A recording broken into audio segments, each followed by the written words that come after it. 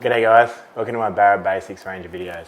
So it's basically 40 degrees outside at the moment. I've been barra fishing this morning and probably won't go again until later tonight. So this series of videos is aimed at the basic stuff that I take for granted and I often answer a lot in Instagram and Facebook messages. So hopefully some of this information can really help you catch some more barra. If you mess up that timing, any species whether I'm talking to.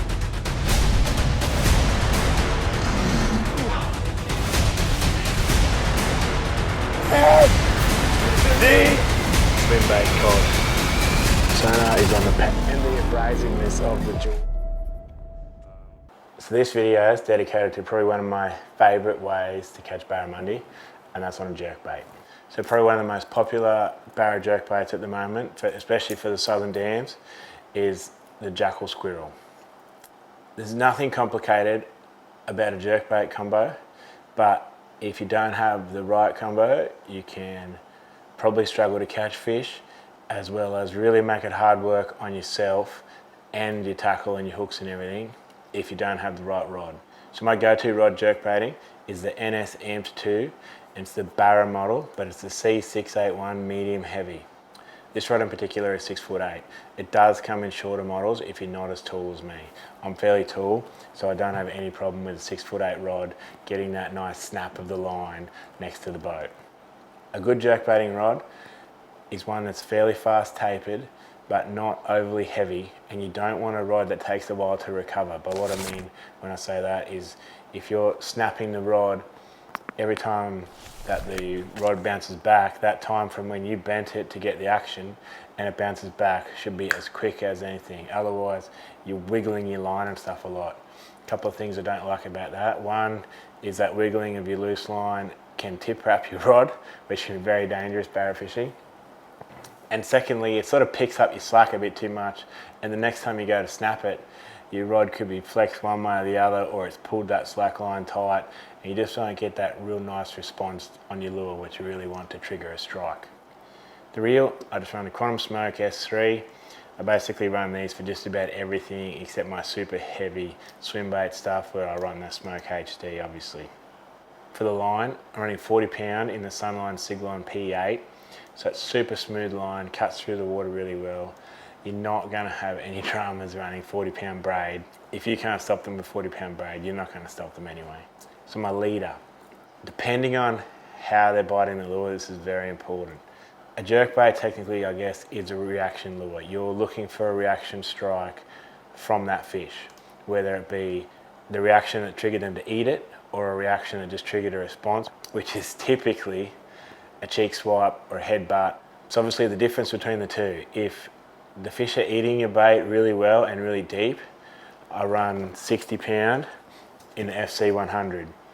But if the fish are reacting to the bite and it's always on the outside of their face, you don't have to go as heavy as 60. I do prefer to run 40. At the moment I've only got FC Rock up here. I haven't got the FC 100 in the 40. Either way, it doesn't matter. But as long as they're not eating it, 40 pound will make the lure swim so much better. But if every second fish you catch has that lure way down its throat, you can't run the risk of only 40 pound. If you catch a 90 something centimetre fish in some heavy cover, he's going to rub you off. So you need to go back up to 60. So that's something you sort of have to work out on the day. So leader length, I typically run about 6 to 7 foot a leader, and as the day goes on, if you retime because your leader has been chafed, I can probably go down as short as 4 foot before I worry about changing it. I always attach my leader to my main line with an FG knot. It's super smooth. There's 3 runners on the cast. It's smooth when you run into any sort of structure. If you're fighting fish in trees, you don't risk having that big cumbersome knot getting jammed. I like to leave that oval split ring attached to the lure rather than tie a loop knot. If for some reason I damage that oval split ring, then of course, yeah, I'll tie a loop knot onto that lure. You never at any point want a fixed point on that lure. So by leaving that oval ring on there, you have a loose connection. If you do damage that oval ring somehow and you don't have a replacement, tie a loop knot, similar thing, you don't have that fixed attachment. that oval ring, it has a double section and a single section. So I like to tie the knot around that double section, which allows that single section, it's way more freer against the lure. Plus, by tying your knot around there, you're keeping it sort of more rigid, and there's way less opportunity for that ring to open up because you're actually holding it shut. So the hooks on the squirrels, lots of people ask me what hooks do I change to, what do I upgrade to. Out of the packet, I don't change anything on this lure. I don't change the hooks, I don't change the rings, I don't change that oval ring. I will fish this thing until it's destroyed. I've caught so many fish and so many big fish, and I've actually recently seen a huge 1.16 meter, 70+ pound fish caught on standard hooks. And if you're using the right rod and drag settings and stuff, there's no chance of straightening these hooks whilst fighting that fish. But because these hooks are so fine and sharp, they're also a XXX strong hook as well, the STXs. But when you're dealing with fish that are doing that reaction strike that I spoke about earlier, where they're swiping the lure, the last thing you want is a super heavy gauge hook.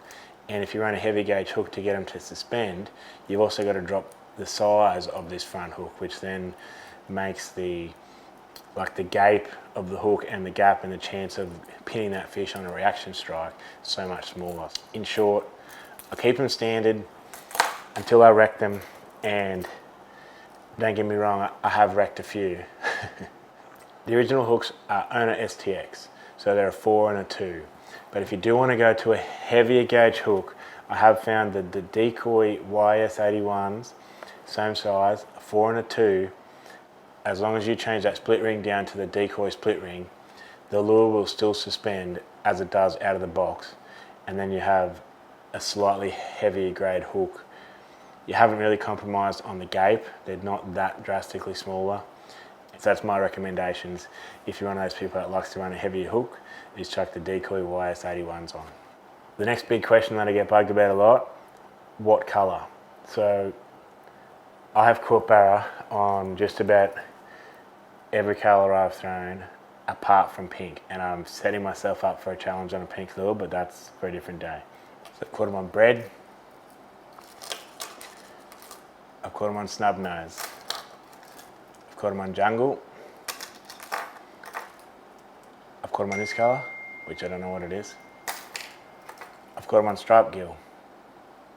I've caught them on this colour. And then this one, silent. This one, rattle. So I've caught them on silent and rattle in a multitude of colours. As far as colour is concerned, I don't really worry about colour. I pick a lure that on that particular day, it just says something to you and I'm like, yep, I'm gonna try that colour today. But it might even be a fact that it was just a new one that I haven't tried yet and I'll throw it. The only times I get stuck on a colour really is when you have a really tough bite and you know you caught a barramundi on like the striped gill an hour and a half, 2 hours ago. So you sort of start going back to that one, and then whether it's colour or not, you eventually catch a fish on it because you have just been throwing that lure for the last 3 hours. So that's about as basic as it gets for jerkbaiting, guys. Hopefully those tips can help you out with catching some more barramundi on jerkbaits. If you have any other questions or you want me to delve a little bit deeper into jerkbaiting, there is another jerkbaiting video that I've already done on YouTube. So I'll put the card up here so that you can click on that one if you want. Failing that, put some comments below. Let me know your thoughts on what hooks you upgrade to, whether you keep the STXs or whether you swap over to things like YS81 or you even go heavier with the 66s. So feel free to let me know, guys, and ask any questions below. Thanks again. I'll see you on the water.